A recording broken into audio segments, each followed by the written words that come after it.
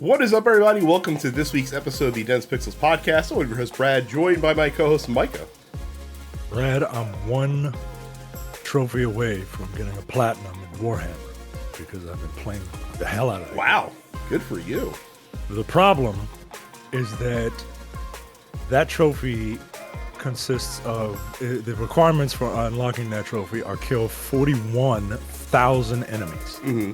Yeah, but aren't the Tyranid swarms like in the hundreds? Yeah, sure. But 41,000 enemies after I've already played 75 hours of this game. 75 hours? Wow. I've been playing the shit out of this game. Holy shit. Wow. Good for you. Oh my God. I'm so happy to have another person to nerd out with about this shit. It's a lot, man. It's a lot. So I'm going to do it because I'm 65% of the way there. Mm-hmm. But I'm gonna space it out a little more. But I'm having a blast with that game, man. I really like it. It's it'll probably be in my top 10. Fuck, I would hope so if you spent 75 hours playing it. Yeah, 75 hours, across 2 weeks. Especially given the time constraints that I have now as an adult. I have a similar sicko confession for you. So switching to PC it seems like it's opened up a couple of new genres that I never really got to play before because console didn't either do them well or just aren't really represented at all in them.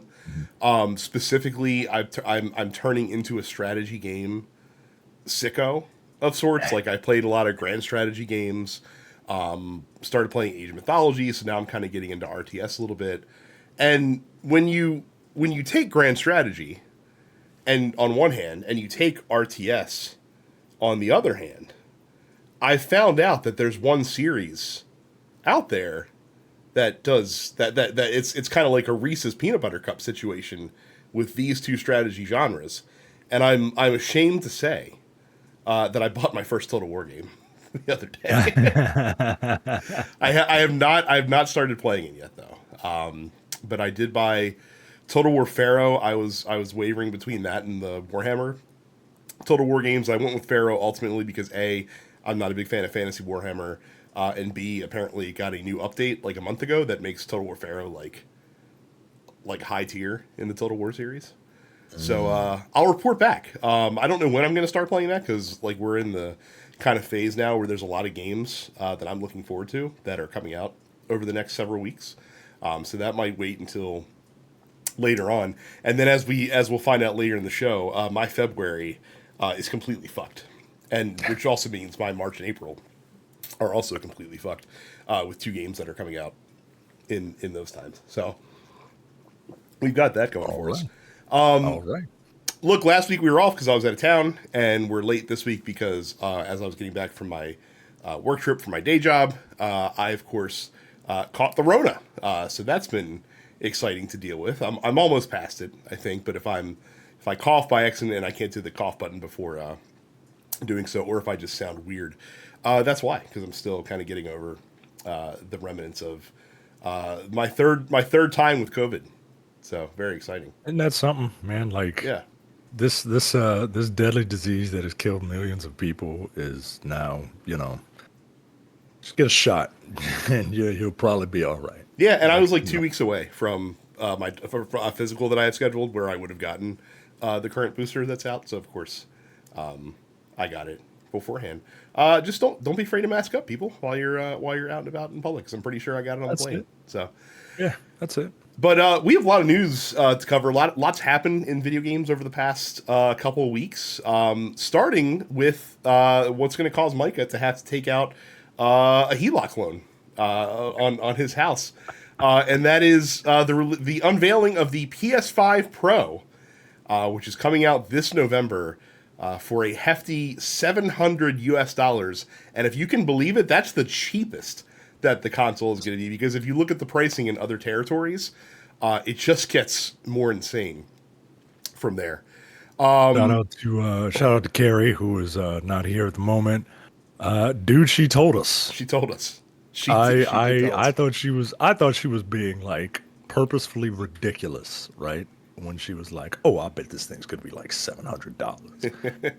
I'm like, "No, there's nobody. No, for a console, for a machine that does one thing, get out of here, man." And lo and behold, the PlayStation Pro is $700. You know what's funny? Like, you mention it now, and obviously, like, when the Xbox 360 first came out, people used it for a lot of streaming apps. I'd be deathly curious to know how, like, the percentage of PlayStation owners that regularly use, like, entertainment streaming apps on their console. Like, do you think that's a big deal anymore? That these consoles have it, or is that just, like, expected with the amount of hardware that you're getting? And people don't care.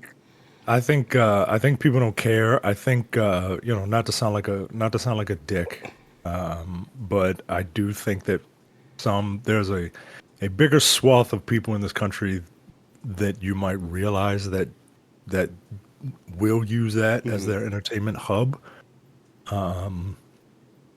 If that's the only thing you can like afford for entertainment, for like leisure purposes, like I think there are people who use it that way. But you don't get it for that, right? You know what I mean? I mean, I used to use my PS4 for that stuff until I got an Apple TV, and then I was like, oh, I'm never using this again for that. So, so that's And then I got a TV that's got all that crap in it, right? So it's like, all right. So anyway, so we got a 2 terabyte SSD, no disk drive. That can be purchased separately for another $80. The GPU is 67% better, 20% faster memory, and basically 45% faster than the original PS5 for rendering and gameplay, which makes the experience much smoother. They're also bringing AI-driven upscaling, which, by the way, is good AI. That's like, this is the kind of shit that AI should be used for. And this is the kind of thing that you see on PCs now with like DLSS and things of that nature, where basically the game runs at a lower resolution and then uses AI to upscale it to the higher resolution while being able to keep the frame rate high, which is more CPU intensive. So you're basically giving more power to the CPU for frames, having to use less on the GPU, and then using AI to split the difference, essentially. It's really funny to me that they're selling the PS5 Pro the same way that they sold the PS5, where it's like, hey, like, remember, you know how on PS4 Pro, like, you had to choose between performance and visuals? Well, you're not going to have to do that on PS5. And then it turns out that, no, we've actually had to choose between performance and visuals this entire time. And it's not guaranteed, right? Right. Like, it's up to the developer to be able to take advantage of that. So you get this thing, you're not necessarily going to be able to use some of these features out of the box. And then when you do, I guarantee you that you will still face this type of choice, right? Like, it could look even better, or you can, we could prioritize performance. Right. Like, it's going to be the same thing, because it's just kind of what the limitations of consoles, you get all that convenience, right? And simplicity, but it comes at a cost, right? It's why Android people love their Androids. It's why Apple people love their Apple devices, right? You don't have to think about it. Whereas all those Android devices, you can tinker and, it'll eventually blow up in your hand or whatever. But, only if it's manufactured by one specific company. I mean, it's funny because, like, they're still ignoring things that I think are important, and maybe I'm isolated in that thing. Like, even before I played on PC, like, I had wished Sony would support 21:9 resolution. It makes even less sense that they're not doing it now, considering that pretty much all their games are coming out on PC with 21:9 support. So I don't know why you wouldn't bake that into, like, this pro version of this console that you're coming out with. The other problem is that, like, as developers always say, when you give them more hardware headroom, essentially, they manage to find a way to use up that headroom without optimizing for performance. Like they're, this is them you're gonna see them try to push, like, ray tracing a lot more, because this apparently handles ray tracing a lot better than or basically it makes it so that, like, before when you put it on ray tracing mode, you couldn't play the game at 60 frames per second. Now you'll be able to get ray tracing and 60 frames per second. Shit like that, essentially. So I think we're going to see a lot more pushed for like visual lighting and less game optimization. And honestly, like this is the thing that Nintendo still does better than anybody is do they design for a lower spec than their competition? Yes, but they also get every bit of performance out of that spec as they possibly can and design their games intentionally in such a way that it works, even though they're only running at 900p or whatever the undocked Switch runs at right now.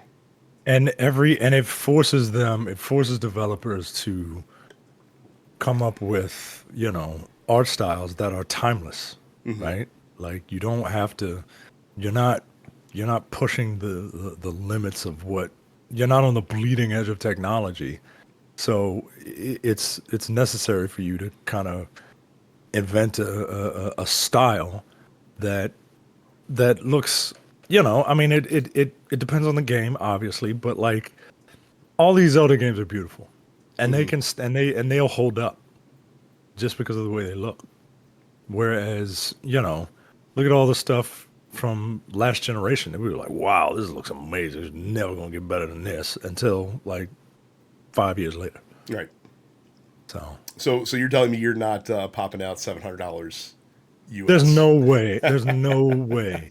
Look, the last time I did something like this, it was when the PS4 and the Xbox, I whatever the previous generation of Xbox was, because they don't go 1, 2, 3, 4 like fucking. Well, that generation they did. It was the Xbox One, if you recall.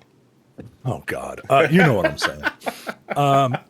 I went. This is when I knew I had a problem. I went to my local credit union and I took out a loan of $1,000 to get those two consoles.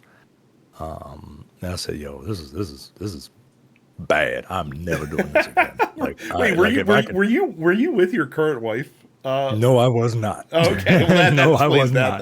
Then. Yes, that explains that. Because no, I was not.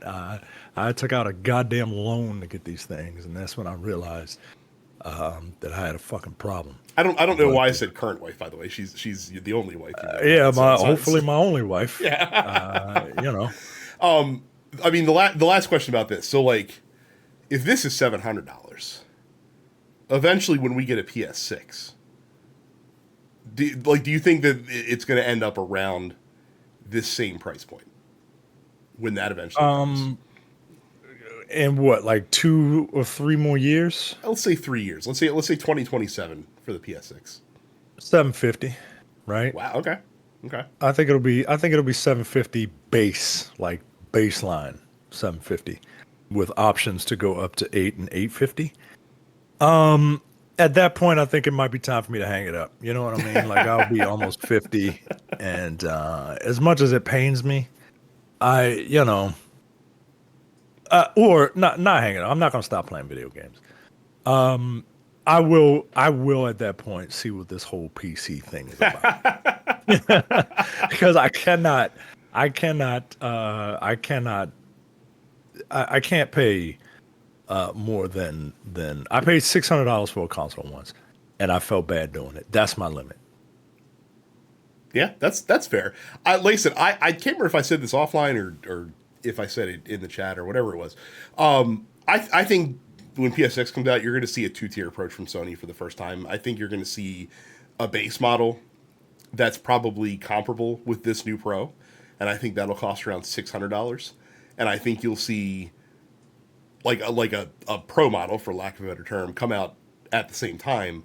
That's going to be pushing like $1,000, and it's going to give people a reason to want to get it. It's interesting that we're ending up that we're headed this way in the console market. This whole generation to me, from both Sony and Microsoft, has seemed like a bit of a Raptors pissing on the fence generation more than any other. Like I feel like Sony did it back when the PS3 came out. They got their hand slapped, and it kind of shied them away.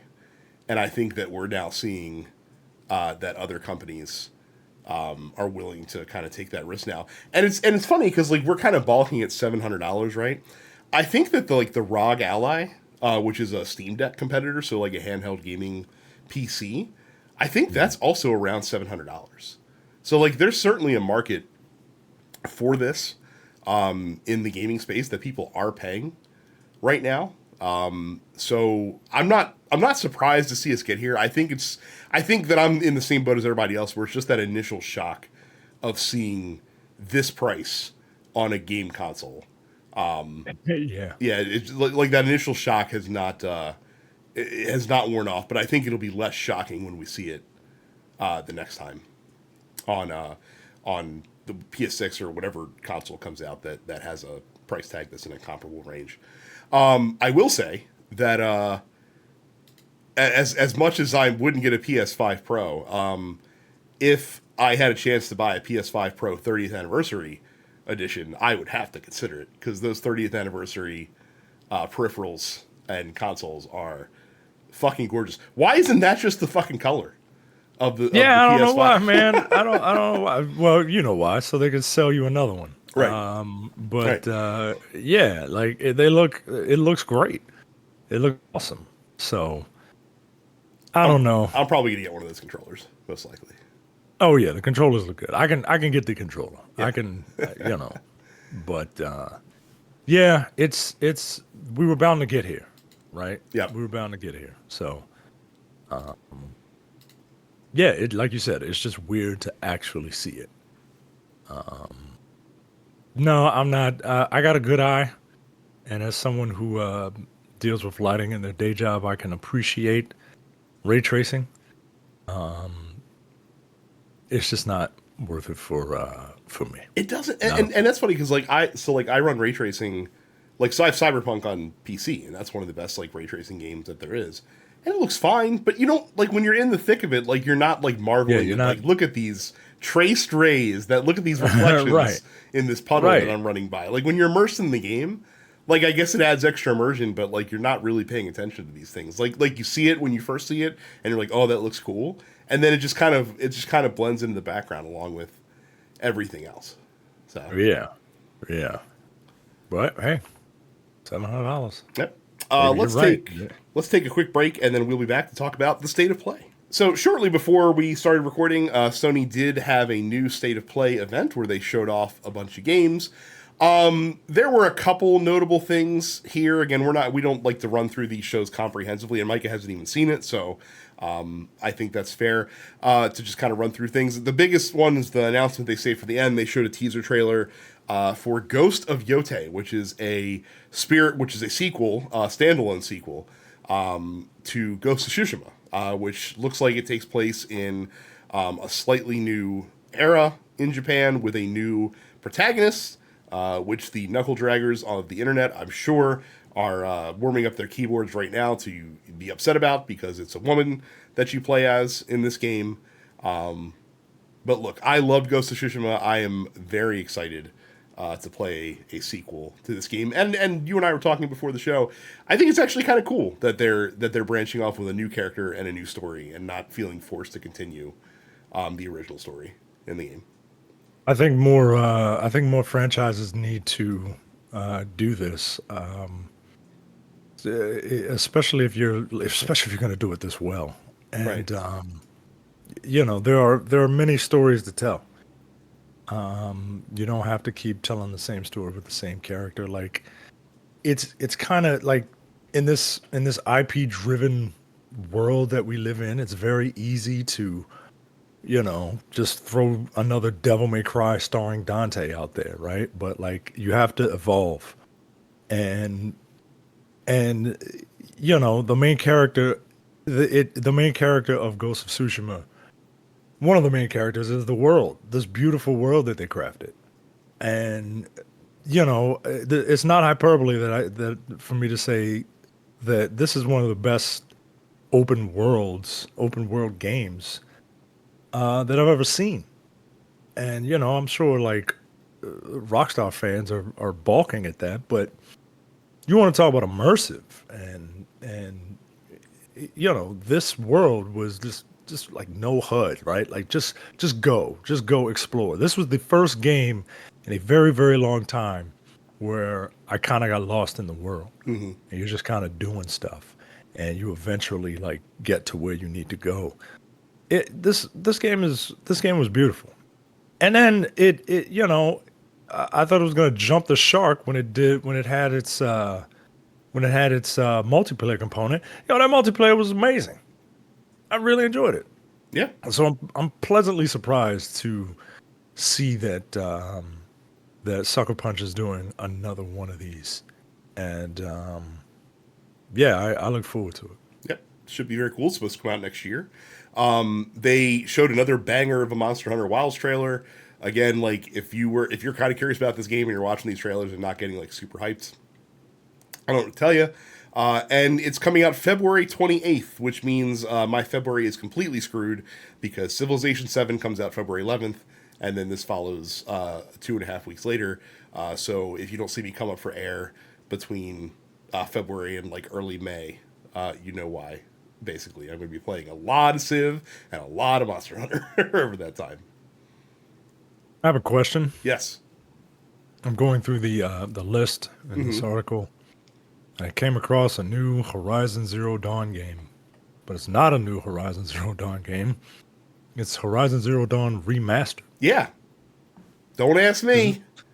Don't ask me why we need to remaster a game that came out 7 years ago on PS4 and, ran it either 4K or 60 frames a second on that console.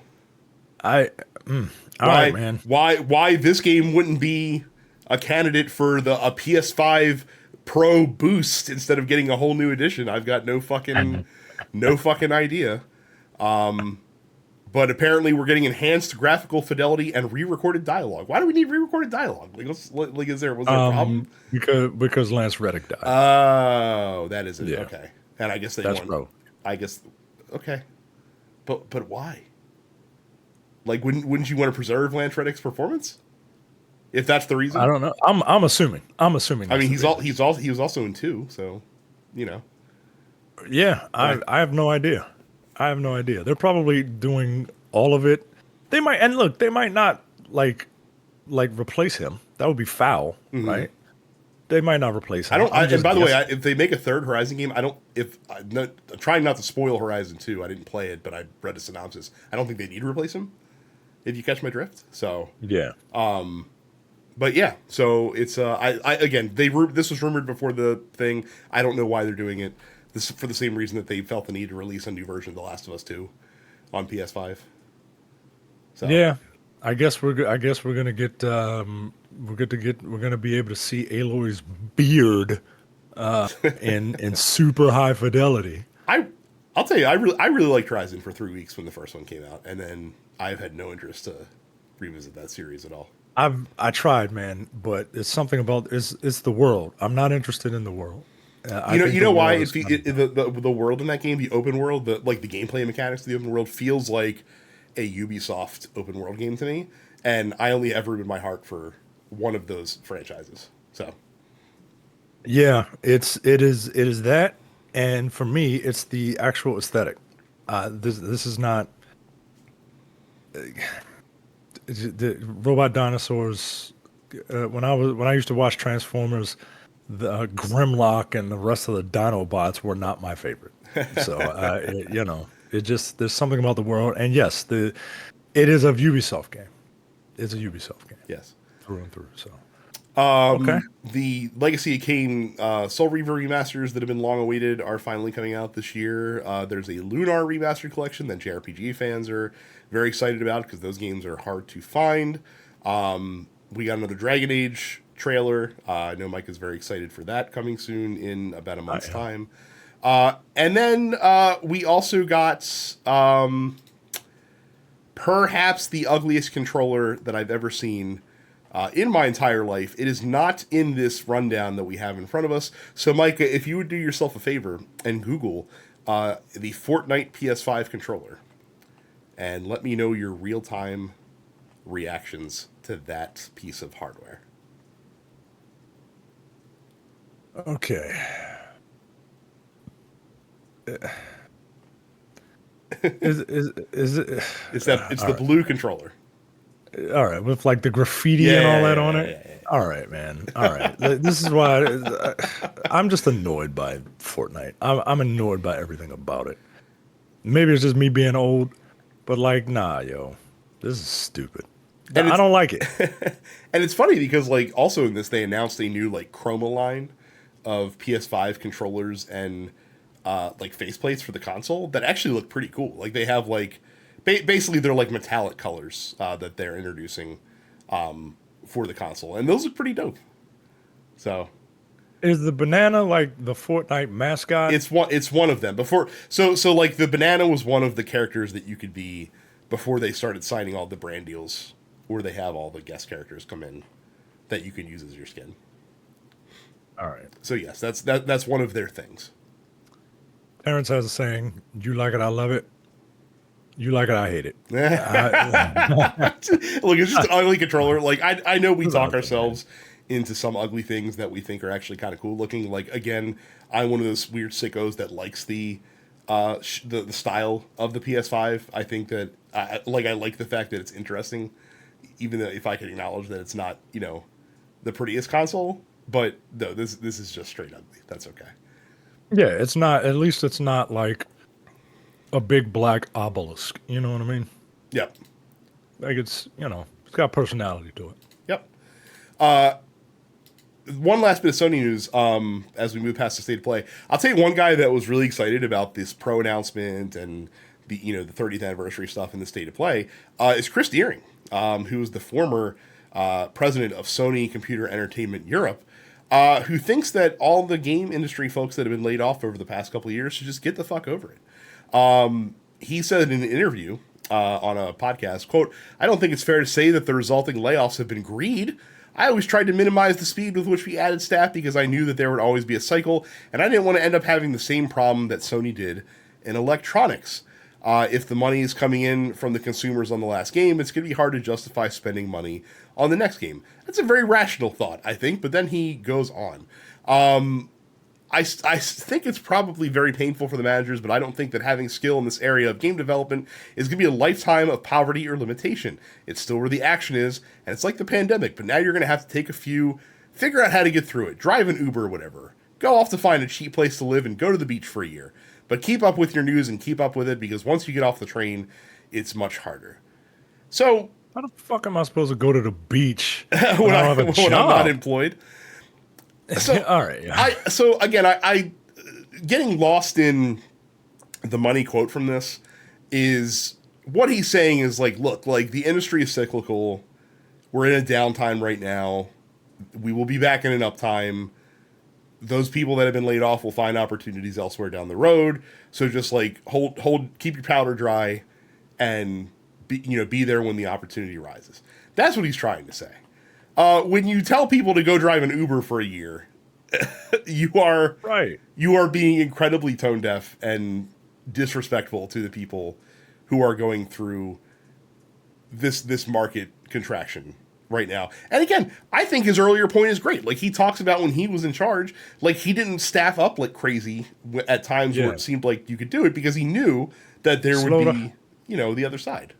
You got to be slow to hire and quick to fire to be successful in business. And I get that. But when you do have to eventually fire people, like just have a little bit of doctors call it bedside manner.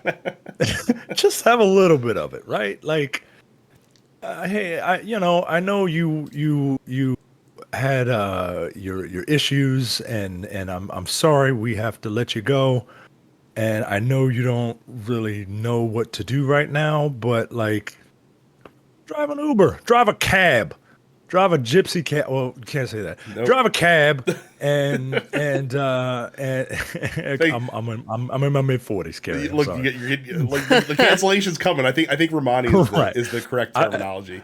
I apologize. Drive a cab and go to the beach off of your cab money, and just think about it. Take a gap year and think about where you're gonna get your next meal from. Like just Don't do that. I've been laid off. It's not fun. I called my fiance at the time, now my wife, and I cried because we were about to get married and I didn't have a job. And it's not a fun feeling. If somebody told me, "I don't worry about it, just take a gap year," I'd have punched him in the face. Yeah, it's a shitty sentiment. And again, just I understand that he's not at Sony now, so he has no obligation to, you know, be a human being. But it's not hard to just fucking be one, especially in the wake of more layoffs, as we are now seeing Microsoft decided to cut another 650 jobs from their gaming division. Phil Spencer did say that this does not affect any current projects or devices as far as things being canceled. But I guess what was it, 1,750 or whatever it was that they cut earlier this year just wasn't enough, apparently. So we needed to get 650 more. Mm.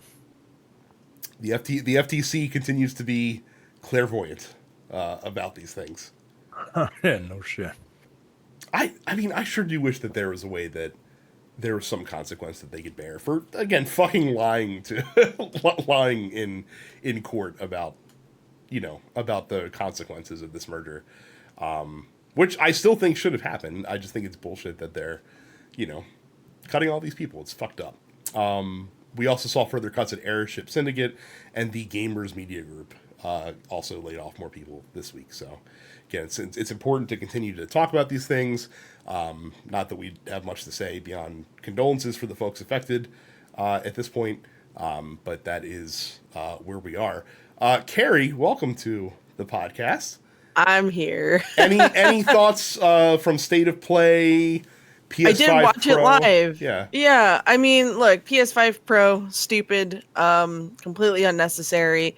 The move away from disk drives, I think, is not going to be one that is kind to the industry at large. The difference between the PS5 and the PS5 Pro in terms of performance and graphics and whatnot is so negligible. And anyone trying to argue otherwise is full of shit.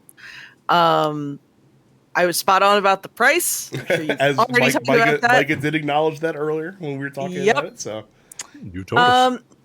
Now, as far as the State of Play is concerned, the only thing that I was really interested in was Monster Hunter Wilds, and I'm just glad we got a release date. So I look forward to taking some time off of work come end of February in order to sit and play too much of this game. That trailer that trailer's fucking fire. Some of the set pieces that they have that they shut off in the game. Some of the set pieces are nuts. Yeah, the ability to throw barrel bombs instead of just place them is sick. It's the biggest quality of life upgrade they could have done. No, it looks great. Glad, it looks like the slinger is back rather than the wire bug. Wire bug was fine. Slinger was better. So yeah, look, all I know is that I will be playing a lance. I know that you can now carry 2 weapons into battle with you. I will exclusively be playing lance. You can do lance. You can do lance and gun lance. You can I don't need to do gun lance. It's the lesser lance. No, I did. Speaking of lance, I did like the one move that they show where you saw the blocking and then holding against a monster. So it makes me wonder if all of the weapon types that come with a shield will enable you to do that. That being lance, gun lance, and sword and shield, and I guess switch axe. No, charge blade. Oh, charge blade, yeah. Charge blade, not swax. Yeah, so that'll be interesting to see if that comes into play all too terribly frequently, or if they're just showing it all for the sake of the trailer. Yeah, look, Monster Hunter good, and I'm going to be playing a lot of that when that comes out. So yep, I'll be right there with you in between games of Civ 7, which comes out, like I mentioned earlier, 2 weeks before. So well. Fuck my life. Good luck. This spring. We talked last year. We talked a lot last year about a really controversial announcement that Unity made, where they decided they were going to start charging fees per install to developers that were using their Unity game engine tool. which we thought was fucking bullshit, that they tweaked immediately after announcing it. It led to the forced resignation of then CEO John Riticello from Unity, who was the guy who basically greenlit that plan.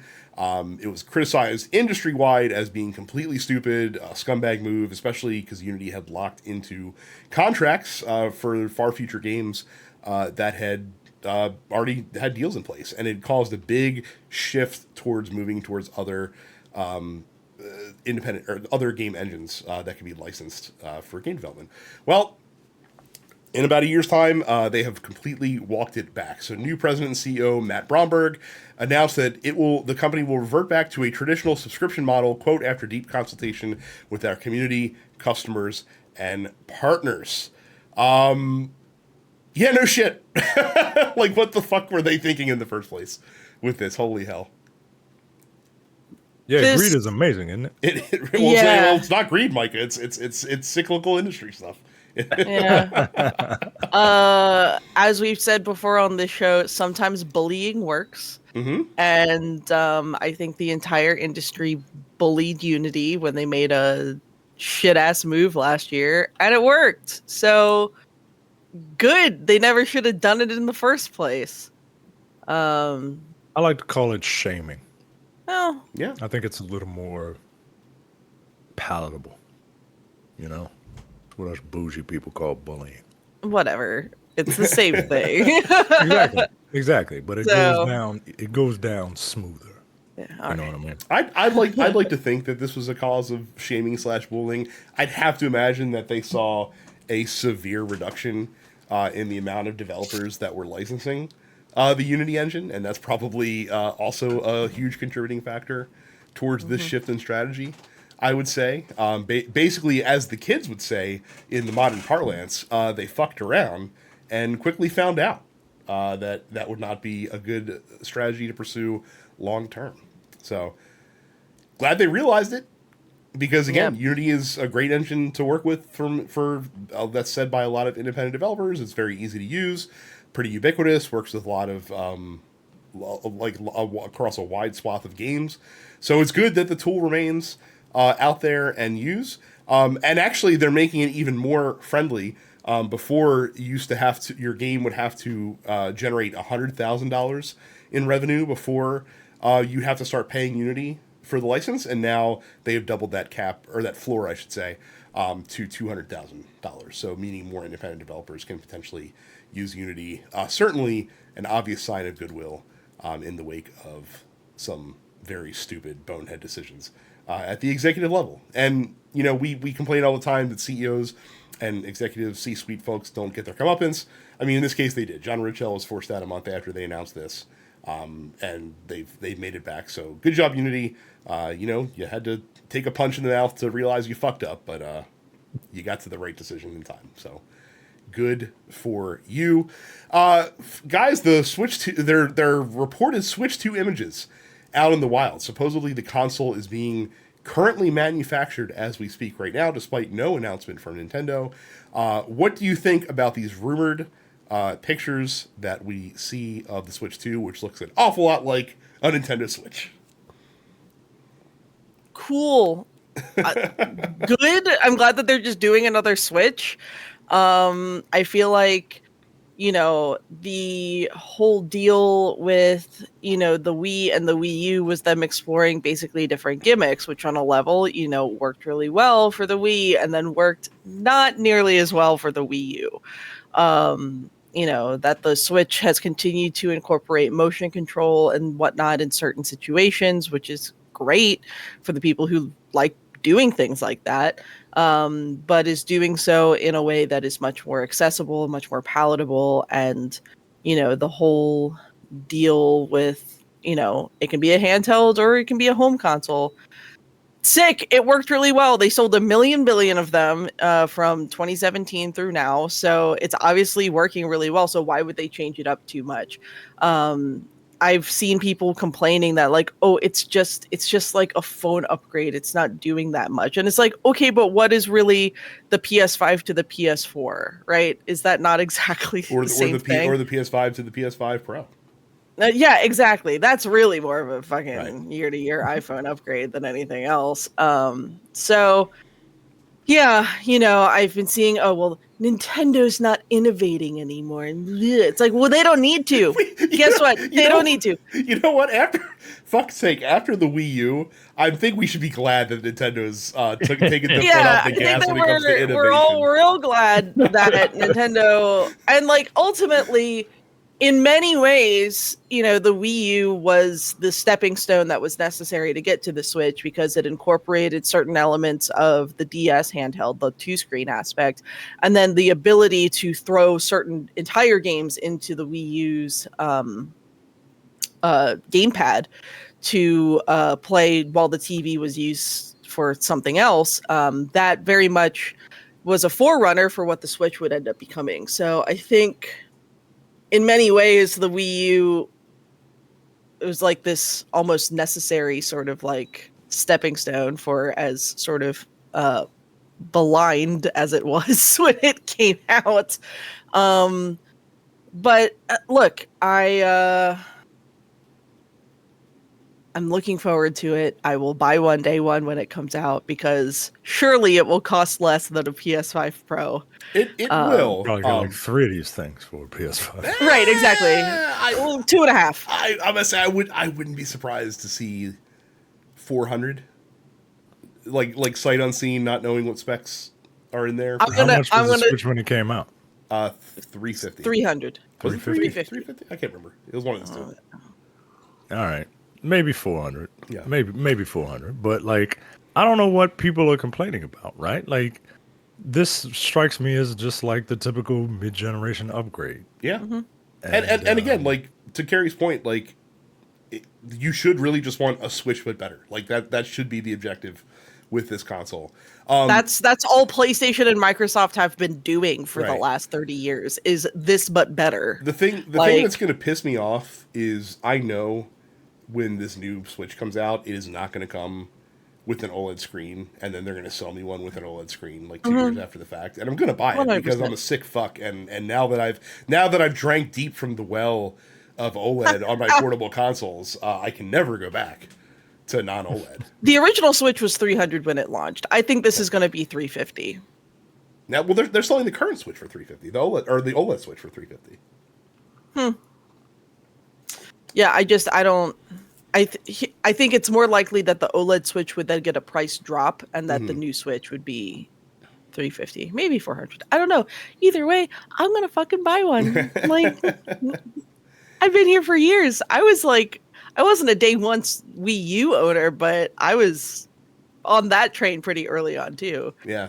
And I wasn't a day one Switch owner, but I was pretty sold after you showed me. Well, I know you showed me yours, and I was like, actually, this is pretty fucking tight, even despite the antisocial Karen commercial.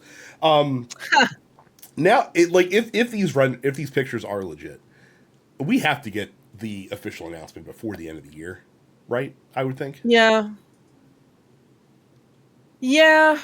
I imagine they're gonna do. I imagine they're going to do that before the end of the year. I mean, it makes me wonder if you're going to get games that will sort of be like better on the next system starting to roll out end of the year this year. That they would then be like, oh, well, this is maybe like the holiday lineup of games. And then all of these games will then look better when you purchase your Switch 2 in May or whatever. So, yeah, I mean, we shall see. Like I said, I just hope that the supply is good. And if they're manufacturing now, one would think that it would be. Yeah. Last bit of news, and frankly, I'm shocked that it took 8 months for us to get here. Nintendo is finally suing the creator of Palworld, which, of course, when it came out back in January, was kind of shorthand described as Pokemon with guns. Basically, they are suing the company called Pocket Pair, who's the developer of the game, for what they're just saying is patent infringement, but they're not really specifically talking about which patents are being infringed, weirdly enough. So. Yeah, there's, it's one of these things where it's like people had sort of assumed that this would boil down to monster designs, but ultimately there have been many, many other monster collecting games out there, both before and since Pokemon, that have carried similar designs to Pokemon. But they're going for patent infringement. I forget which outlet had reported it, but had looked through some of the public information about Nintendo's patents regarding Pokemon, and there are some like gameplay patents that Nintendo owns with regards to Pokemon that it does appear that Palworld has essentially copied 1-to-1. So I gotta tell you, I am not a fan of the ability to patent gameplay mechanisms. Like, I think it's complete horseshit that we have not gotten to see an expansion on one of the better like AI systems out there, which is the Nemesis system from the Shadow of Middle Earth, whatever Middle Earth games. Yeah, because WB is not even fucking using it in any of their other games. No, and they own it. They own the right to do that sort of deal. So, but yeah, I'm on a level. It's like I'm not surprised. I feel like Nintendo is framed as like extremely litigious, and in the grand scheme of things, they're really not taking people to court specifically all that often. They have a tendency to, they send a lot of C&Ds, but I feel like a lot of companies send a lot of C&Ds. I'm not entirely sure why we reached the point with Nintendo specifically being framed as such when they are probably just matching other major gaming companies at the clip at which they send C&Ds. Maybe it's the fact that it's like they get probably like more press attention for having done so, but then people are very loud about like the Pokemon fan games that they make. So, it's because everyone loves Nintendo, and Nintendo has this like whimsical nature, and like, hey everybody, we just want everybody to come play games, play our games, guys. We're really nice people, and we want you to play our games. But if you copy those games, I will fucking sue you into a the real problem is that like Nintendo of America has like a Mr. Burns-esque team of lawyers that like literally their job is just find things to fucking like pursue litigation against. Like that's their only fucking role. So that's what they do, is they find things to sue constantly. They're like the celebrity that everybody likes and everybody wants to give that person a hug, but then their team of security comes around to make sure nobody touches the brand. Yeah, I think the fact that this took them 8 months plus to actually, put this case together means that you kind of have to assume that their legal team really took time to make sure that there was a case here. And do I agree with copywriting, or patenting gameplay elements? Not really. People were pretty quick to point out that Nintendo does not own the concept of catching monsters. And of course, other companies have done monster catching games and Nintendo's never gotten involved. I think the fact that the Palworld devs Pocket Pair basically kind of marketed that game as just Pokemon with guns, and that they were kind of leaning into that public perception, probably made them a target for this legal team, and they didn't really do anything to distance themselves from Pokemon. They just leaned into it really, really hard, and this is what happens when you do that and you don't own Pokemon or have a working relationship with Nintendo. So we'll see what happens. I mean, obviously, it wouldn't shock me to see a settlement happen here. But not, with a nice disclaimer, like when you boot up Palworld, it says this has no relation whatsoever to the Pokemon Company or Nintendo in any way, shape, or form. And maybe they might have to change some of their monster designs. So we'll see what happens there. Again, I don't think they're going to have to change any of their monster designs. It's really going to boil down to, I think, the way that monsters are caught in the game. So yeah, we'll have to see what happens with that. All right, we're going to take our last break, and when we come back, I'm going to talk about 50 games. So before we get to the post office, I do have one new game that I've been playing, and it's not really a game so much as it is a collection of games. And this is something that I've been looking forward to for a long time, and it's called UFO 50. This is a new game from Splunky creator Derek Yu and board game / video game designer John Perry, and a lot of other people who collaborated with them on this. And it's sort of a metagame of sorts, whereas the game is presented as a celebration of UFO Soft, which is a fictional gaming company that existed in the 80s, and it's like, hey, like, here's a collection of UFO Soft's catalog of games. And so what UFO 50 is a collection of 50 new NES style video games that are compiled on this one gaming collection. And these are full games, they're not mini games. And it's an interesting game to go through. I think it's really fascinating. But I think because of what it is, it's difficult to rate it. And it's difficult to necessarily recommend it, because it's really gonna cater to like different audiences, because again, you're getting 50 games here, like you're getting 50 legitimate fucking games, and you can kind of go through the games however you want, and that in and of itself is interesting. You can lay the games out randomly, alphabetically. You can also lay them out chronologically, because every game has a release date that's in the 80s essentially, and I think doing it chronologically is the way to go, because as you play through the different games, you can actually see like the evolution of game design, and you can see them start to iterate on concepts introduced in the earlier games and kind of remixed and evolved in the later games. And some of the games have sequels that you can play as well, which is kind of interesting. So the way that I've decided to go through this is I'm going through and playing every game a little bit. You know what I mean? Like, I'm going through and I'll play every game for 15 to 20 minutes. And if it clicks with me, I might play it a little bit more. But then I'm moving on to the next game, because I kind of want to see what everything is that's in here, while also still, playing the stuff, figuring out what I like and what is good.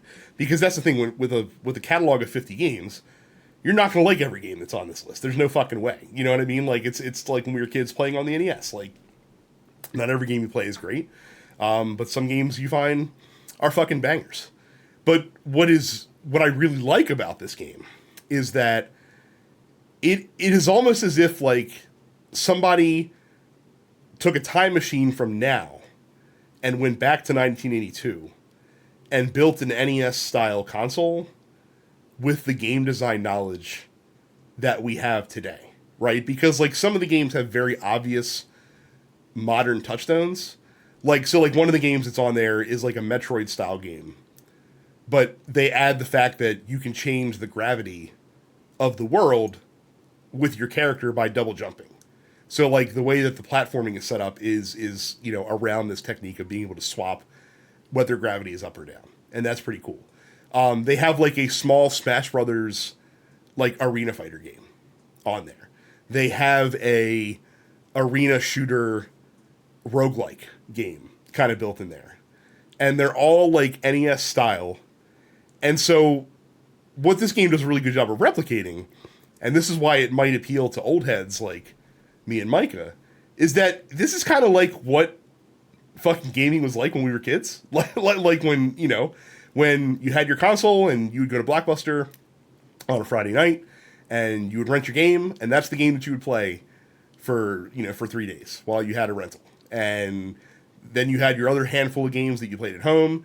You had some games that you played with friends. A lot of these games do have local multiplayer attached with them as well, as they should. And they're doing some really interesting things with some of the games. Like there's one game in particular called like Mortor, I think. I can't remember how it's pronounced. But basically the game is like sort of a Lemming style game. It's a puzzle platformer where you have these guys that you have to maneuver through the stage.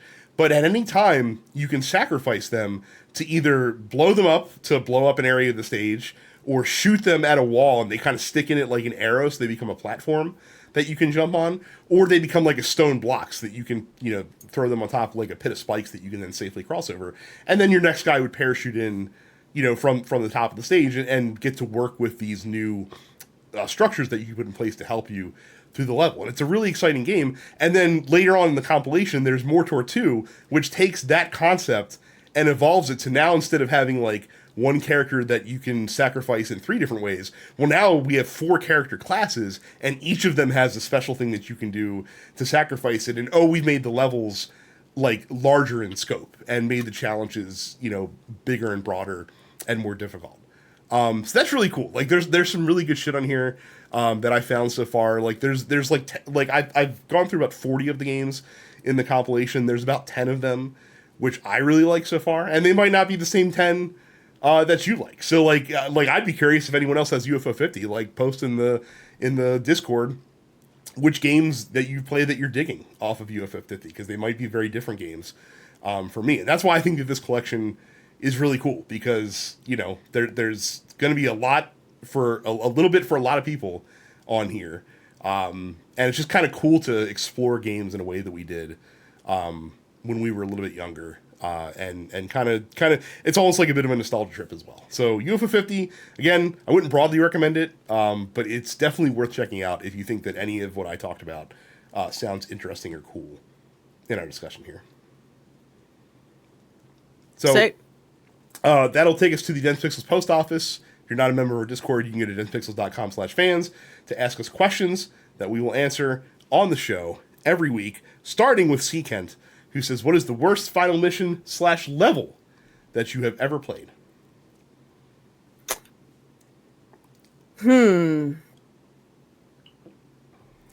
Worst final? Mm-hmm. Didn't we talk about this last time? I thought we talked about this last time. Did we? Yeah. I think so. Okay. Because I think I had an answer last week, but I can't remember what it was. Well, this came in on the 9th, so I'm trying to think when... I mean, maybe not, but I can't, like, boss or just level. Like, level... Oh, man. I mean, if I get to the last level of something, like, normally it's like I'm kind of in it. Like, there are some things that I find annoying. Mm-hmm. Like crawling through that microwave in MGS4 was just annoying. Like, that's like, come on, yo. And then having to do the old man battle at the end was really annoying. But I can't think of anything outside of like a fighting game boss that was just like really bad. Mm-hmm. You know what I mean? Because at the end of a game, you should be powerful enough to like take on any challenge and all that. Like, yeah. But sometimes on the flip side of that, if you're like too overpowered and then like you go in and then it's not a challenge at all, then it can kind of suck in that way, because then it's just anticlimactic, right? No, we did answer this because I said bravely default. Oh, that's right. Yep. Yeah. Yeah. So my bad. Okay, I thought of another one though. As much as I like Mass Effect 3, the whole end of that game is a little anticlimactic, because like the last level technically is battling through the streets of London, and then everything else is kind of like watching an extended cutscene of sorts. Yeah. So that's a little lame, especially because the other 2 games had like proper boss battles at the end of them. Vic Bear asks, what is y'all's favorite niche one-off fighting game? Theirs are Xena Warrior Princess for N64 and Air Guys, the Final Fantasy fighting game on the PlayStation 1. I don't know if this counts because there were multiple sequels, but it is a long dormant franchise called Bloody Roar. Mm-hmm. Oh yeah. Where you are a random, set of people who are secretly furries and then can turn into anthropomorphized animals, and doing so gives you like your attacks do more damage. You get a little faster. It was basically a power up, right? It's X Factor, right? Mm-hmm. But you turn into a big tiger or a rabbit or a fox or whatever. It was a cute little gimmick. So technically it's not a one-off because there were 2 of them, but I never played the second one, so it feels like a one-off to me. And that was the original Dissidia for the PSP. I didn't. Okay. I liked Dissidia. I didn't like it as much as Micah liked Dissidia, but I was a fan for the I don't know 40 or 50 hours that I put into it. Now I didn't go as far to level 99 every single character in the game, but but I did enjoy it. I put in multiple hundreds of hours into that. I'm probably gonna go with Ranma 1/2 Hard Battle for the Super Nintendo. One of those handful of like anime fighters that they actually brought over to the United States and left as like a truly like anime thing. There were other Ranma 1/2 games that had been brought over around the same time, but they underwent like heavy Americanization to like remove all of the actual elements from the series. So one was Ranma 1/2 Neighborhood Combat Chapter, which was fully Americanized by the company IREM in order to become Street Combat. So Ranma became a blonde guy named Steven. So Hard Battle was a game that like I remember playing at like a friend's house or something like that before I even really knew what Ranma 1/2 was.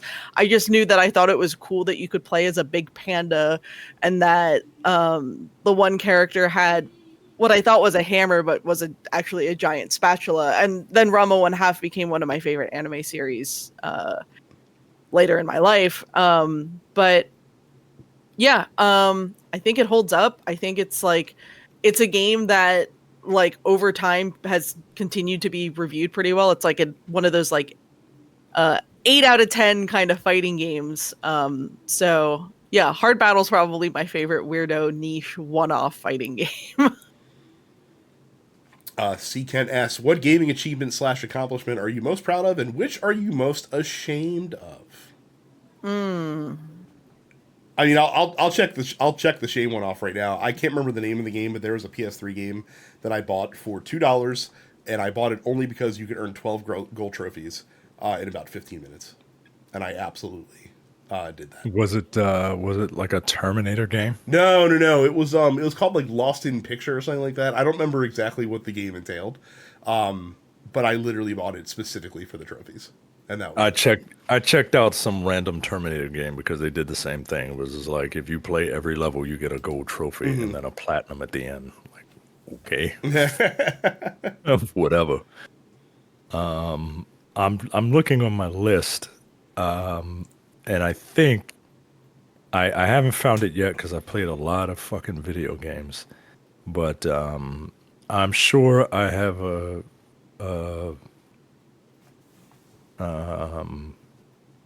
one of them anime titty games on here that I got a trophy in, and now I can't get rid of it because from my list because I have a trophy in it. I almost trolled you the other day because on Humble they had like a Senran Kagura bundle on there, and I was going to ask if you wanted to check that out. So it's probably that's probably one of the anime titty games that I'm thinking of, but I'm sure it's on there. That's probably my the one I'm most ashamed of. I think I would say the one that I was most proud of for a long time, especially as a kid, is the fact that I had a complete Pokedex in my copy of Pokemon Silver. And I had done that just by going to my local Wizards of the Coast store for the card games and bringing my Game Boy with me and trading with people basically twice a week, every week until I had finished that out. Then that cartridge battery eventually died and I no longer can show that off. But that was something that I did. You had to kind of work on that. Well, here's the thing. If you were doing it legitimately, you had to work at it. If you had a Game Shark, you could just do it, whatever. But yeah, that was one that I think I was very, very proud of myself for. I don't know what I would say as an adult. Maybe 100%ing Paradise Killer. It's the only game I've 100%ed otherwise and actually like platinumed on Steam. So my proudest achievement is still kind of like looking back. I'm kind of impressed with myself that I beat both Earthbound and Final Fantasy VI when I was 11. Which is even wilder because like that's the son or that's the age that my son is close to now. Mm-hmm. So like just kind of like looking back and be like, wow, like those games are not really easy, and I managed to beat them despite playing, especially in Final Fantasy. I'm pretty sure completely suboptimally. I managed to somehow brute force my way to victory in that game. I still vaguely remember, not vaguely remember, distinctly remember is the correct thing to say. Beating Final Fantasy VI, I was at my grandmother's house. It was summer vacation, and I remember I had a brutal sinus infection that I had like tissue shoved up my nose, tears in my eyes as I was overcoming Kefka in the final battle, and I was very excited when I beat him. So that's still probably it for me as far as like the proudest moments. I'm not proud of anything. not even your Uncharted 2 Platinum.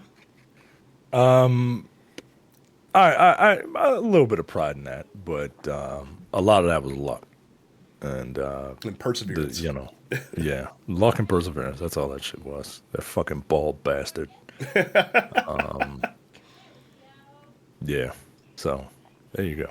Actually, wait. I have another shameful platinum. I have the platinum in Legends of WrestleMania that I checked out also because it was a platinum that you could earn in about 90 minutes. Because it was so easy to get every trophy in that game. I did have to use a turbo controller to win the Royal Rumble from position 1, though. So that I had to cheat a little bit to make that happen.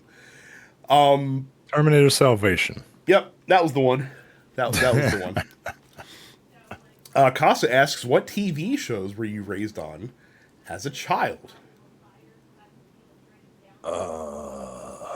Ren and Stimpy and Rocko's Modern Life and Where in the World is Carmen Sandiego was a big one. Mm-hmm. That and Legends of the Hidden Temple were like probably my top like game shows. I liked Double Dare, but I liked the ones where you actually learned something.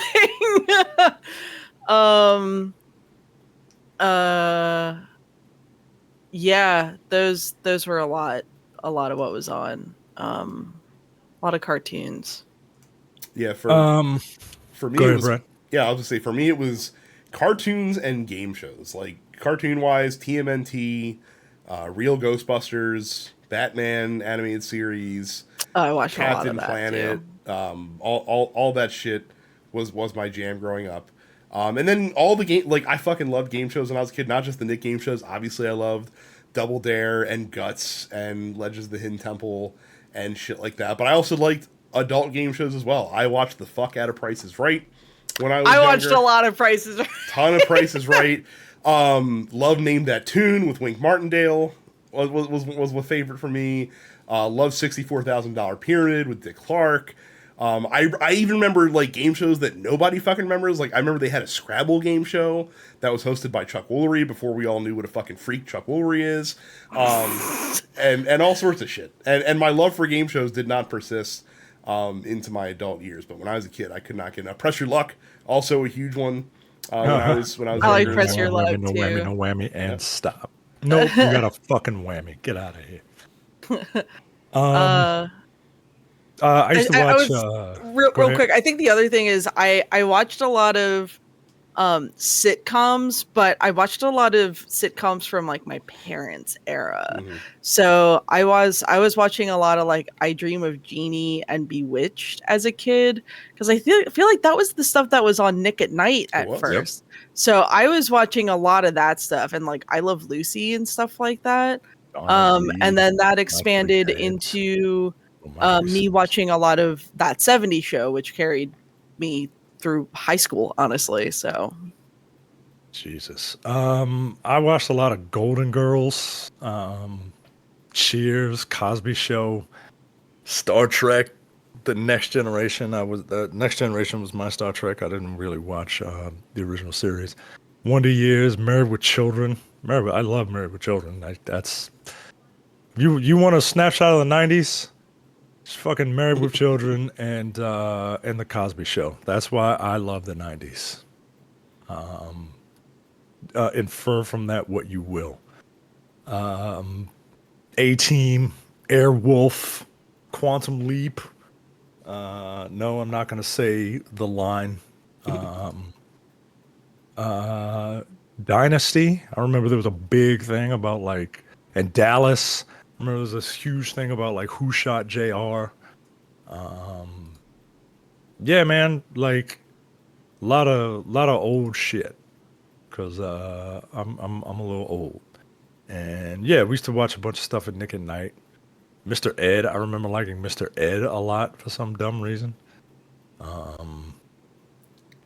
Yeah. So, how many of those of you listening? How many shows do you recognize? Webster, Different Strokes. There was a moment where white people were just adopting black boys in television. Yeah.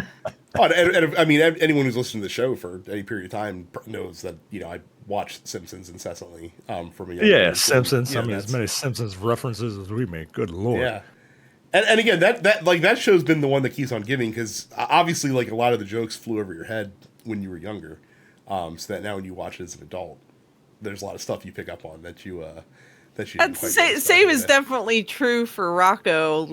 Going back and watching old Rocco episodes as an adult. I remember talking to my dad and being like, I can't believe you let me watch this. Like, understanding the kind of stuff. He was just like, yeah, I knew you. Like, he was like, you were like 4, so I knew you weren't gonna get it, and I thought it was funny, so that's why I would watch it with you.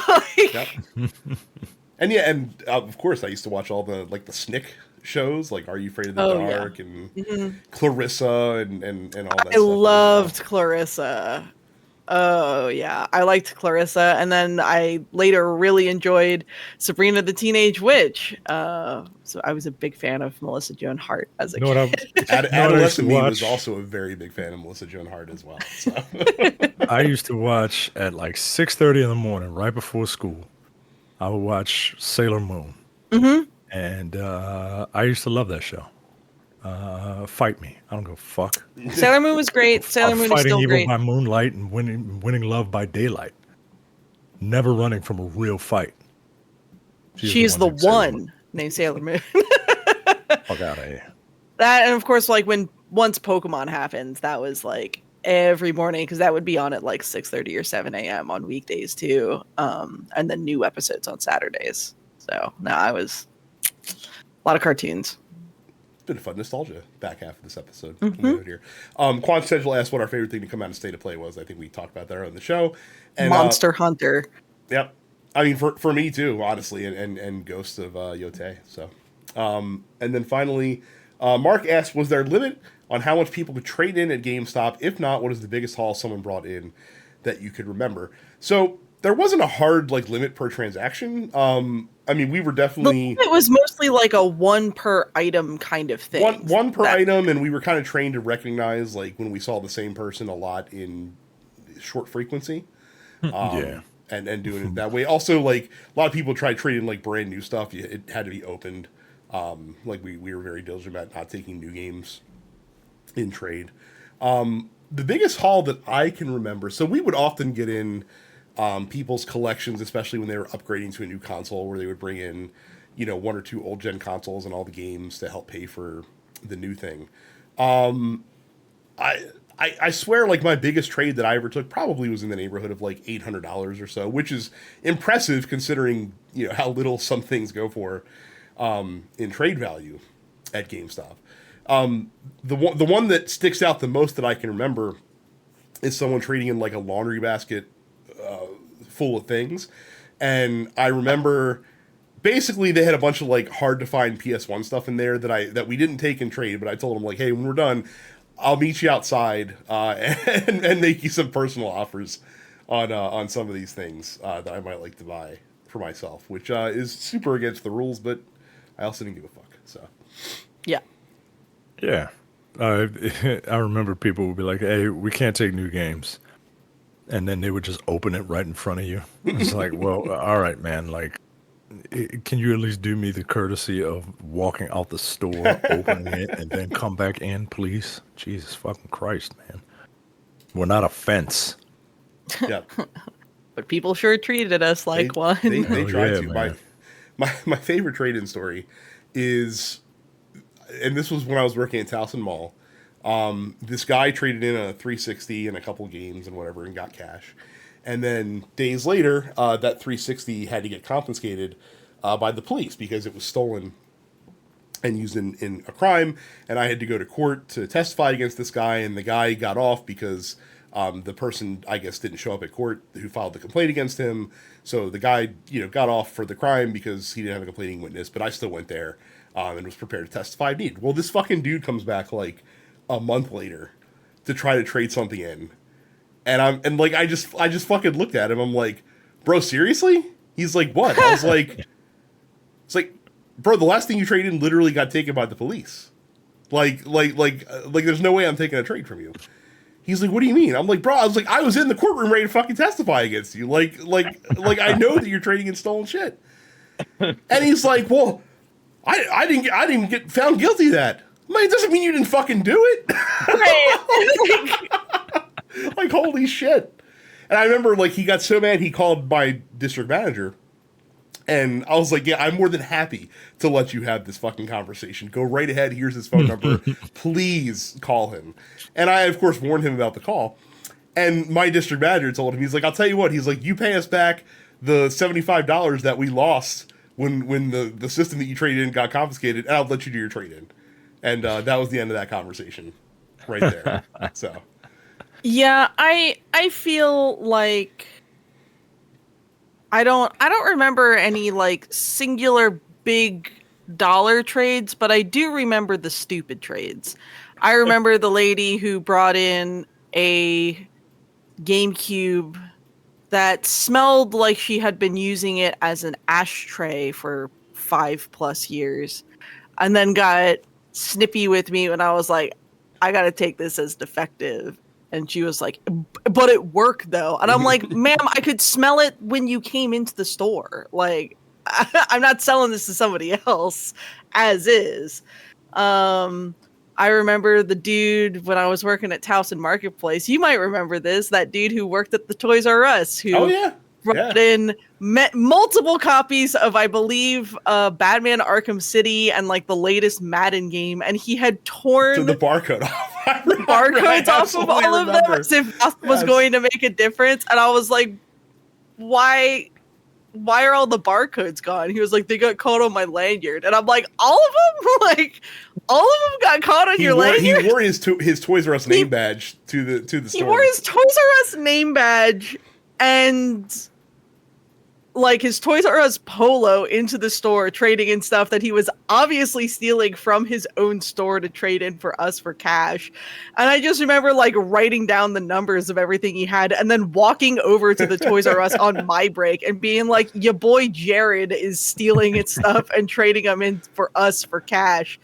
And like the manager at that Toys R Us, or the department manager for their video game section, like came over like the next day that I was working and was like, yeah, you were right, we fired him. I was like, what did this dude think was gonna happen here? Yeah. I definitely you remember Samuel?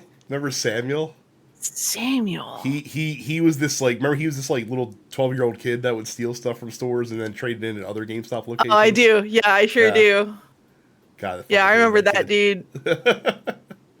Oh my God, memories. The kind of customers that really validate the store's decision to have locking J hooks on locking pegs on all the walls. Yeah. I remember I told a mutual friend of ours, Dave, who you probably remember, about like he had never seen Sam, and I told him about Sam and like described him and stuff like that, and Dave caught him trying to rip a DS case off of a locking peg hook at Towson Marketplace. And based on what I told him, like Dave was like, he's like, I know who you are. He's like, you're Samuel. And the kid's like, I'm not Samuel. I'm Thomas. Thomas was his brother who was not a thief. But it was just so funny. Listen, like if you knew Dave, hearing him recount the story makes the story 10 times funnier because Dave has a very interesting manner of speaking. Especially when he's telling hilarious tales of GameStop's past. So, yeah, lots of fun customer memories at ye old GameStop, for sure. Fun sure is a way to put it. I mean, it is kind of fun to think about these dork ass idiots. In retrospect. All this time later, but in the moment, it's always just like, man, what the fuck do you like? Do you think I'm stupid? Like, my goodness. So, we're gonna call that a show. Good episode this week. Don't forget again, if you're not a member of our Discord, go to densepixels.com/fans to join up and chat with all the other folks that listen to the podcast. If you're listening to this on podcast services, we also put this out on YouTube every week. You can check that out by going to youtube.com/densepixels. Hit the subscribe button, hit the like icon, ring the bell, all the things that you do on the YouTube. And hey, if you're watching us on YouTube and you're remarking on, Carrie's shirt that I thought said Street Fighter, but I don't think it does say Street Fighter on it. If you're remarking at my green Orioles cap, why is it green? Because it's an Irish cap and I'm a dork. This is a Street Cleaner shirt. Street Cleaner. It looked Wishlist like Street Cleaner 3 on Steam. Street Cleaner is a synthwave artist. He's a homie. He makes great music, and he also did a Ninja Gaiden-like game that came out a few years ago, Street Cleaner. And now he's releasing Street Cleaner 3. What happened to Street Cleaner 2? Not sure. But Street Cleaner 3 is available to wishlist on Steam, and your girl may or may not have some degree of involvement. So. Very cool. Again, if you're watching on YouTube, we also put this out on podcast services, so check that out as well as the other TNP Studio shows, including Look Forward and Black on Black Cinema, and then Apocalypse, the one that started it all. And of course, if you can't get enough TNP in your life, and who can, for just $5 a month, you can subscribe to TNP Premium at densepixels.com/premium, so you can get the weekly full-length episode of the Look Forward Political Podcast. We were off last week because of me being out of town, and we've got a whole lot of stuff to cover this week because it just doesn't stop. And we got black Nazis in North Carolina, and we got presidential candidates who are just fucking losing their mind left and right, and we got dogs and cats allegedly being eaten in rural areas, but not really, because people are insane, making shit up, and it's a hell of a time to listen to Look Forward. So make sure you subscribe to Premium when you get a chance. And hey, if you want some commentary about the Springfield, Ohio thing, listen to this week's episode of Black on Black Cinema that came out. Yeah, pretty good. Pretty good. So that's gonna be it for us. Thank you guys very much for watching and listening. We'll see you all the next time. See ya. See ya. You're watching the Dense Pixels YouTube channel. Click the subscribe button while you're here, and make sure you check out our weekly podcast where we discuss the latest gaming news and our impressions on what games we've been playing.